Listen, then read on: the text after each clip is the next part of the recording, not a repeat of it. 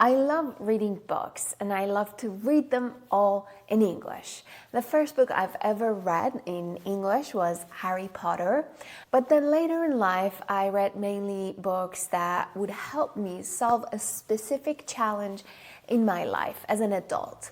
But can reading a book help you become fluent in speaking English? Well, it can, but only if you do it the right way. In this video, I'm going to first show you what kind of book to choose and how to read them, and then finally how to turn the reading practice into an active practice that can help you with speaking English fluently. So if you love reading books and you want to speak English fluently, this video is for you. But before we dive into reading books, let's quickly talk about what it really means to speak fluently. Fluency means that when you have a thought or an idea, you can instantly turn it into words and phrases in English. So you think directly in English without needing to translate it first into your first language. As an adult, we usually learn English using our conscious mind.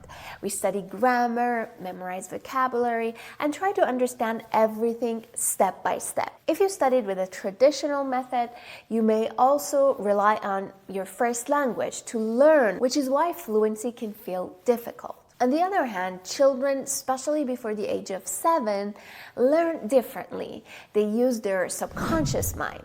They don't study. They simply absorb the language by listening and copying. Their brains are naturally programmed to learn this way. Here's the good news. As an adult, you have access to both of these minds. And if you can use both of them, then your learning starts to become much easier and faster. Then you're able to also speak English fluently and automatically. Words start to come to you without even thinking about them. So how can you use both your conscious and subconscious mind when it comes to learning? One powerful way to do that is by entering a flow state, also known as being in the zone. This happens when you're first fully focused and also enjoying what you're doing so much that time seems to fly by. In this state, learning happens without any effort and easily. Reading a book in English is one of the best ways to get into the flow state, and it all starts with picking the right book.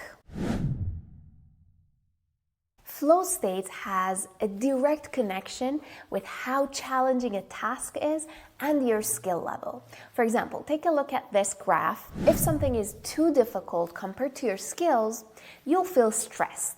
If it's too easy compared to your skills, you feel bored. So you need to choose a book that is a little bit above your comfort level, but not too hard. For example, you can understand 80 to 90% of the words, and the topic has to be something that you're genuinely excited about. Also, if you're new to the habit of reading, it's better to pick a book that is short. If you have at least an intermediate level, I highly recommend reading biographies or self-help books for personal growth, the kind of books that help you improve a specific area of your life. But why these kinds of books? For several important reasons. The first one is that they are relevant and relatable. Whatever it is that you want to do in life, have a better relationship, boost your confidence, manage your money, get rich, get healthier, there is a book for that. So for sure you can find something that you care about. And when you're passionate about a specific topic, you get emotionally involved. It becomes something personal. And when that happens, after some time, you'll forget that you're reading in English. And that's a great thing. It helps you stay engaged mentally, emotionally, and even spiritually, because it turns into a bigger purpose. It becomes more than just practicing English.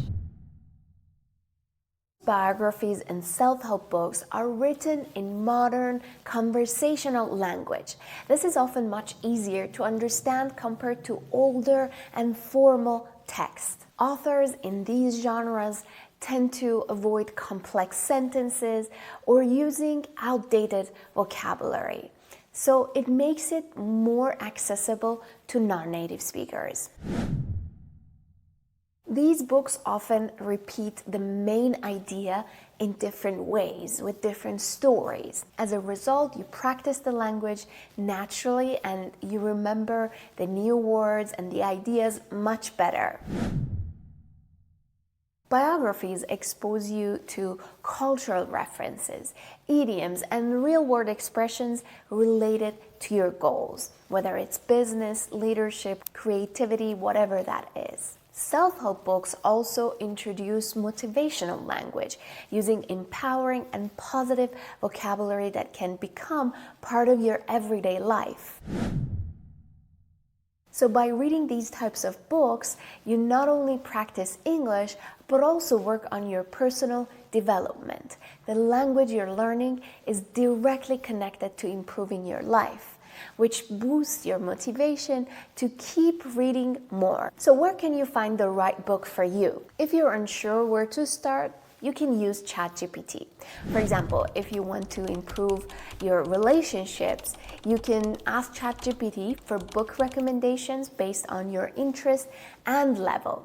So it can give you the list of the books that can be related to your topic of interest, and then you can choose whichever that sounds more exciting and interesting for you. Now, once you pick the right book, let's talk about how to read it based on your goal. There are two main ways to read, and both of them are great. It all depends which one you prefer and your mood. This is when you focus on the story, not every single word. You don't pause too much. You just enjoy the book like you would in your native language. This helps your brain to get used to English naturally. You start to notice the vocabulary, the patterns, sentence structure without even forcing it. This kind of reading is great for building fluency without burning out. The key here is to do it as long as it's enjoyable. If you're relaxed and engaged, your brain learns much better. This is more focused. You need to read slower, take notes, highlight new phrases, and stop to analyze the language. If you're in the mood to practice English, it's a good idea to do a deep practice. But remember, use an English to English dictionary to check the new words, and don't translate.